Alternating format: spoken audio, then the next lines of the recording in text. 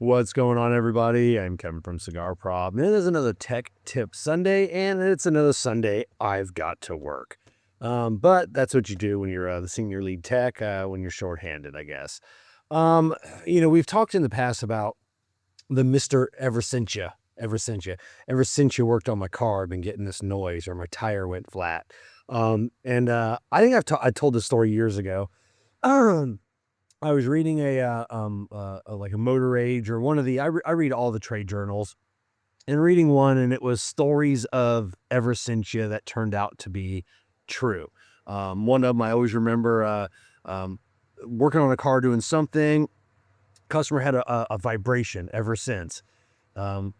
Technician, they looked at it multiple times. Listen, this vibration has nothing to do with what we did.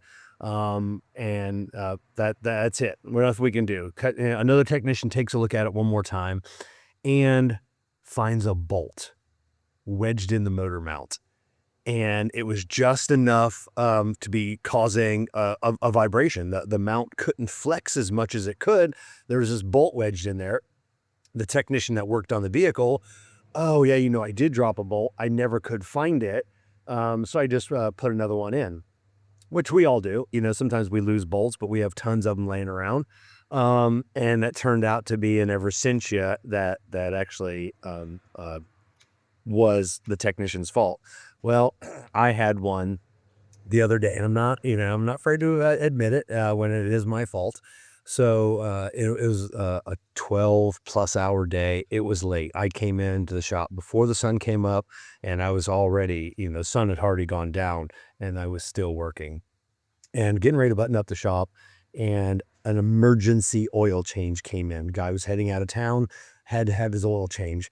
Now, excuse me. Now, we've talked about this in the past. Do not get your car worked on a day or two before you leave for a trip. You need to plan that out for a week, at least. If you just want to have the car gone over, don't have anything done to your vehicle the day before, unless it's absolutely necessary. An oil change is not absolutely necessary. The things could happen. Like I said, the drain plugs could be damaged, and we can't get you an oil pan, and it's 2 to 3 days out. Now you're screwed. So I'm like, all right, one more car for the day. I'll go ahead and bang out an oil change, quick oil change. And then car came back the next, like mid-morning or so. Customer's inside irritated. You guys ruined my engine. It's squealing now. So I'm like, hey, let's go out and take a look at it. So go out to the parking lot. Guy pops his hood, starts it up. No engine noise at all, no squealing. And I'm like, yeah, I don't know. I go, maybe I got something on the belt and it squealed on your when you left. And then guy was all pissed. He had to stay another day in town. The vehicle was completely loaded with everything that he owned. Younger kid, probably mid-20s or so, early to mid-20s. I don't know if he's going back to school. I don't know what it was. And so he's like, oh, well, it's not making it now. So I'm like, all right, I'm sorry you had to come back, So he left, came back like 15 minutes later. It's squealing again. I'm like, all right, let's go take a look. No squealing, no nothing.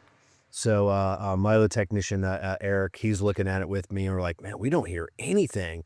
So we're like, you know what? Maybe something got on the belt, and that's what it is. We're going to put a new belt on for you. We're just going to go ahead and throw that in there for you. Sorry you had to come back again. We don't know what the problem is. The belt is original.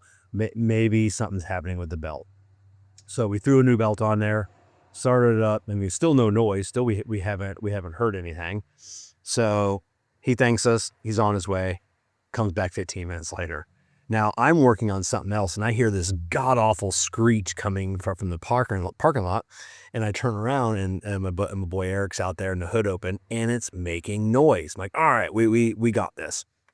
So I go out there, and we can't find this noise. I mean, it's a belt noise. It's a belt squeal. I mean, but it's a screech if you've ever heard one. So we got our stethoscopes out, and then we're trying to find this issue. And I'm gonna take you in the back room because I forgot to bring a prop out with me. Cigar prop. So we can't find it. We're like, is it gonna be a pulley?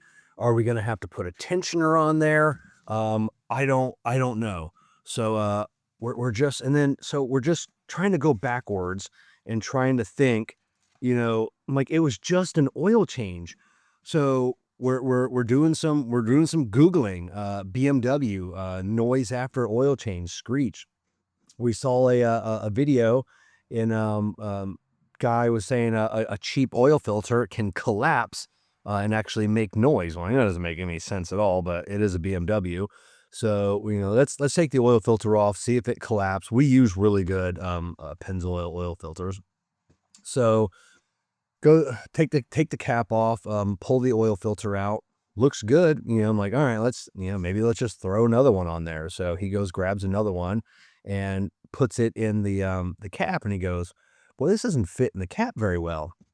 And I'm like, oh, I don't know. I mean, I don't think it goes in the cap, because they said when I took it off, the oil filter was still in the housing. So took the cap off, pulled the filter out, put the new filter on, put a new O-ring on the cap, and screwed it on, like easy peasy. So he's like, all right, let's order another cap, another oil filter. And so while we're waiting on that, I'm like, let's go see what the old oil filter looked like, see if it was damaged or see for anything else. And I go, it's still in the drain pan from last night. So we go over there. So we're looking through the oil filters, and I found the oil filter, and I'm like, what's that in the oil filter? And he looks, and he pulls it out, and he goes, so on a BMW cap, and a lot of the caps are like that. It's like a plastic cap, and it's got like this centerpiece that comes up, and then, you pull the oil filter off, and then you put it down through that centerpiece. Not all vehicles have that little centerpiece. Some do, some don't. What it looks like is, this. This is attached to the oil filter. Sometimes this is a long, slender rod, and it sticks into the cap, and then you put the oil filter on top of it, and this is what pokes through, and then you put the whole assembly down onto it. Well, it must have been the last person that changed the oil. I don't know what they did, whether they took it off the cap. They don't break off. They do, if you forcibly, you can pull them out of the cap and then snap new ones in. I don't know what they did. And so we just looked at each other as like, ooh. So we pulled it out of the oil filter, snapped it back into the cap, rotated it, pulled it, make sure it stayed in the cap, put the oil filter on, and then put it all back together. So what I forgot to tell you was what led up to us finding that issue is Eric we were both on the other side of the motor, our stethoscopes. We were listening to what was making noise. And then he had his hand after we did all that, right now, I don't know what order we were in now, but as it was squealing, the customer's inside revving it up, had his hand on the motor, and he had his hand on the oil cap. And when he went to take, he felt like a little bit of a vibration through the oil cap. So he just popped the oil cap off, and the noise went away right away. And that's what kind of, I think, got us down to the rabbit hole of the Googling. Like, oh, because we're thinking PCV valve, because that's an issue on certain cars. So all comes down to the fact that I'm gonna put this back in order here. Comes down to the fact that it was the end of a very, very long day. I don't even think if it was at the beginning of the day, if I would have caught that oil filter, that piece was still down in there, just because not all cars have that piece. So I don't know, but it comes down to, don't have your car worked on the day before you're about to leave, or the night, or actually the hour before you're leaving on a trip. Do not get your oil changed. Do not get anything done that is just not, unless you have a flat tire. There's no reason to just hold off, take your trip, get it done either when you get back or when you get to the new place you're going to, and then have it done. So this one's on me. It was my mistake, and they do happen. So if you truly believe something is new after you get your vehicle serviced, press that issue, because you know your vehicle better than we know your vehicle. So if something truly has changed, press that issue. Like, I think there's something that happened. It did in this case. So, all right, cats and kittens, I think we're about to open the shop here. So we'll see you next week.